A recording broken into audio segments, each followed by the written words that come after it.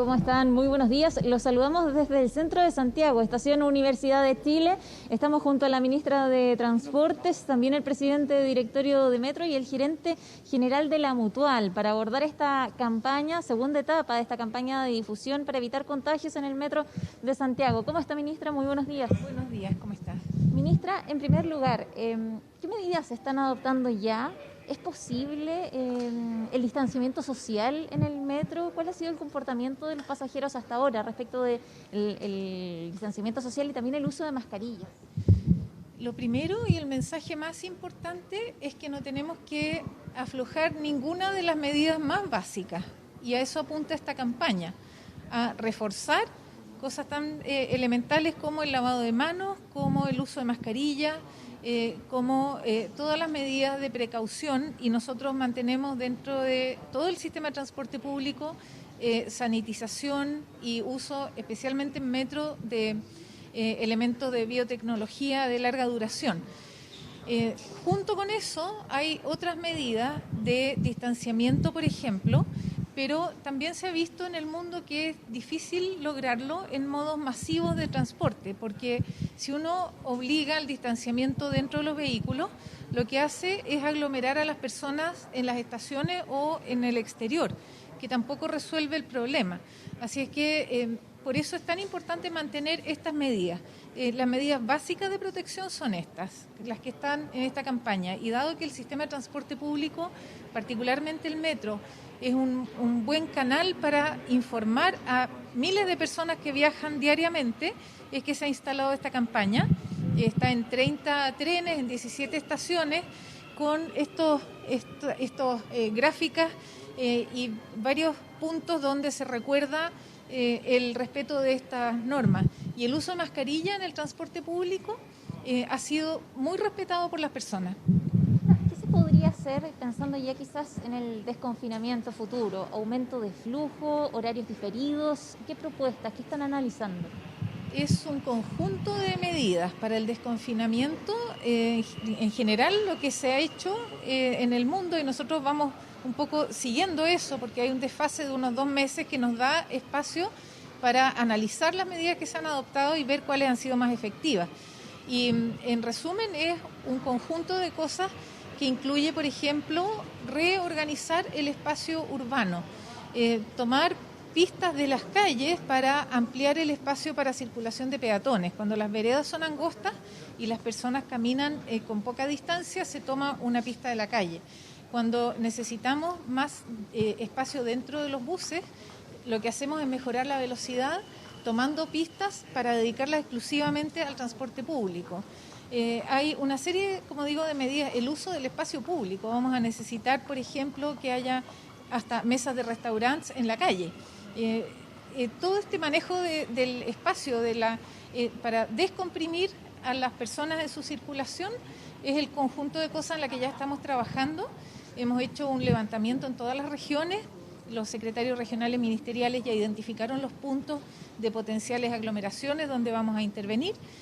Así que estamos preparando un plan, pero que no tenemos la menor idea cuándo se va a activar.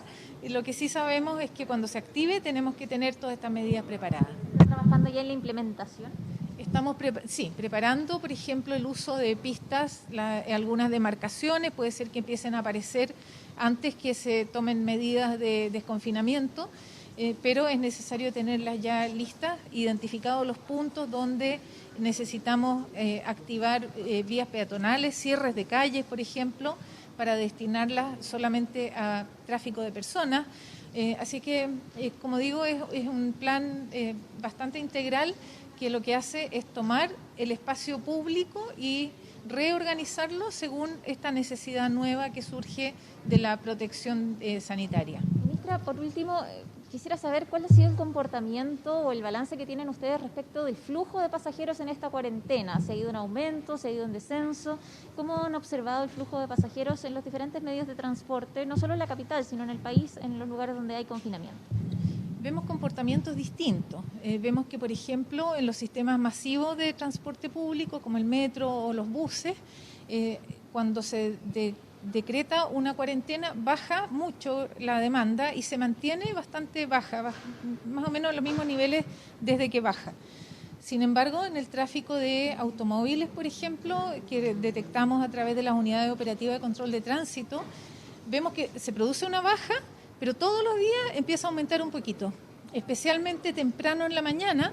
Lo hemos visto en Santiago, en Valparaíso, en Rancagua, en distintas ciudades consistentemente. Se produce la baja el primer día y después, como digo, todos los días un poquito más, y que no es tan poquito, porque entre 4 o 5% al día termina siendo una cantidad importante de recuperación de viajes en la semana. Así que lo que vemos es una tendencia que es un poco peligrosa, en el sentido de que pareciera haber una presión permanente de las personas por volver a salir cuando hay medidas de confinamiento. Entonces, esta información nos ayuda a focalizar los controles, a saber dónde se están produciendo estos aumentos de viaje, en qué horarios se producen, para proteger a toda la población. ¿Las fiscalizaciones se han vuelto más efectivas? Eso esperamos, han sido más intensivas además, pero cuando logramos detectar estos puntos donde se producen los aumentos de movimiento, los horarios en los que se producen, entonces podemos también dirigir mucho más los controles. Así que esperamos que con eso haya una mejor protección para todas las personas. Le agradecemos y ahora le pedimos al presidente del directorio de Metro para que nos cuente sobre esta campaña, cómo está. Hola. Muy buenos días, Luis, para que nos cuente respecto de esta campaña y también las medidas que se han ido adoptando en Metro respecto, por ejemplo, de la sanitización de estaciones, de trenes. Bueno, esta es una segunda etapa de la campaña de información, de comunicación hacia los pasajeros de Metro, reforzando la importancia que tiene, por ejemplo, el uso de la mascarilla.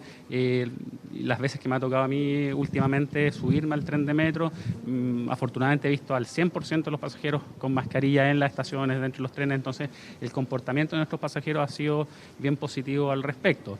Ahora esta nueva etapa incluye también información gráfica y visual dentro de los trenes, en estaciones, y además sonorización de trenes, que eso es muy importante porque estamos recordando mediante parlante al interior de los trenes la importancia que tienen estas medidas.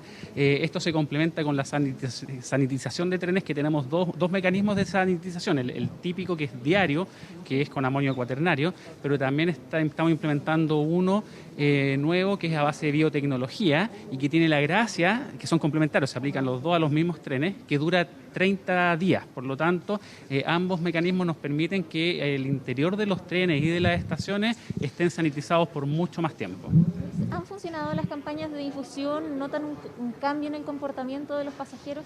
Yo creo que los usuarios de Metro, que es lo que nos toca ver diariamente, han acogido el llamado de las autoridades sanitarias a respetar el distanciamiento físico, ¿cierto? Como te digo, o sea, yo viajo habitualmente en Metro y me ha tocado ver que los pasajeros se reparten dentro del coche, dentro del tren, dentro del andén, y todos con mascarilla, incluso algunos con máscara facial complementaria.